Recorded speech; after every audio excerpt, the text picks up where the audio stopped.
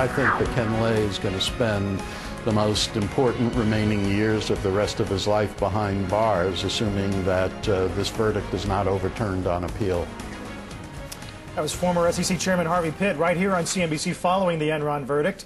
It could be a long price to pay. Jeff Skilling faces up to 185 years in prison after being convicted of those 19 counts, including fraud and conspiracy. Ken Lay facing up to 165 years behind bars, guilty on all 6 counts. Prison life for these two men, maybe more than they bargained for. After all, this is video of one of Ken Lay's residences, one of them, and this is one of Jeff Skilling's residences.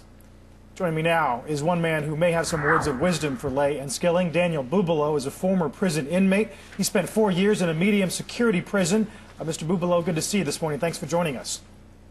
Thank you for having me. Tell me about your first day in prison. What is that like? It's a very forbidding experience in the sense that when you hear the cell door slam, you realize your life has taken a sudden and very different turn. And walk me through the first few days, first few weeks. How are you introduced to, I'm guessing, a population of people the likes of which you rarely had anything to do with before you walked in the door? There's really no welcoming committee. You walk in and you're thrown in with everybody else, and it's up to you to defend for yourself. How'd you do that? You have to keep a pretty low profile. I think I mentioned something about this with Martha Stewart when she was sentenced.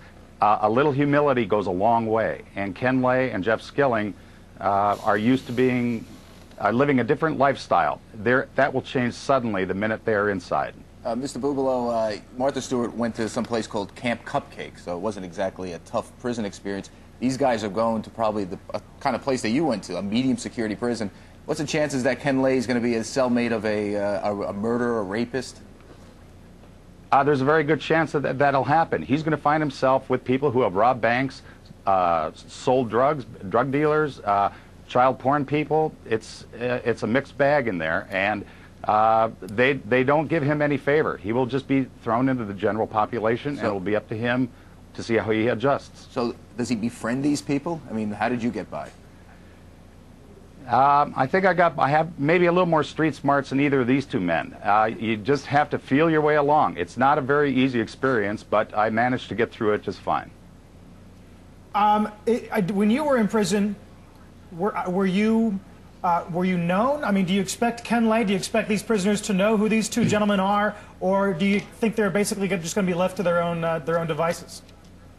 No, the inmates will know who they are. Inmates have a remarkable network of information. I don't know how it happens, but a lot of things are known. They will know who these two people are when they come into prison, and it ought to be a very interesting experience for them. Go ahead, John. Well, there's a good chance that, I mean, the guards are going to know, too. I mean, isn't there a chance that maybe they need to be separated from the general population if there's a couple of incidents early on? Well, if there are some incidences early on, yes, they will be, but initially they're going to be put in general population. And this is the thing about prison. Your life has changed irrevocably once you're inside. It's up to you to realize that that is your new life, and that is the only life that you have left. So you had better make the best of it, or it will be a long tenure for you while you're in there. How does Ken Lay or Skilling prevent themselves from being victims of, you know, let's face it, when you go to prison, you're in there with some very bad people. You can be. I think the physical harm part is probably a little overdone. I think that's kind of a Hollywood myth in a way. There are some awful things that do occur in there, but if you have to act with a tremendous amount of courtesy to your other inmates, and courtesy is returned, believe it or not. If you're decent to other people, they're decent to you. Cross somebody, and you're going to have problems. Mr. Bubalo, interesting insight. Appreciate it very much. Thank you for having me. Dan Bubalo is a former prison inmate, spent 4 years in a medium security prison. Difficult issues to talk about. But at this point, you know, close to reality. We don't know what's going to happen on appeal. Everyone thinks of it in the back of their mind. We know what we're dancing around here. Right. You just, it is difficult. That's a pretty good deterrent for prison for a lot of people. It's one thing if you go in knowing you're going to serve 4 years. Another if you think you may spend your last days there. Hey, it's the orange jumpsuits that's ultimately going to make CEOs behave. It's not fines. And so truthfully, I think there are a lot of people that are happy this is going to happen. All right. Coming up, Enron whistleblower Sharon Watkins will give us her take on the convictions. Plus, the report the markets are waiting for this morning, the April personal income and spending. Also, Alan Greenspan's favorite inflation measure, the PCE deflator. It's information you can't afford to miss right at 8:30 a.m. Eastern Time. Also, General Motors in overdrive. The stock getting another boost this morning. But one of its rivals is headed in the other direction. Bill LeBeau gets behind the wheel when Squawk Box returns.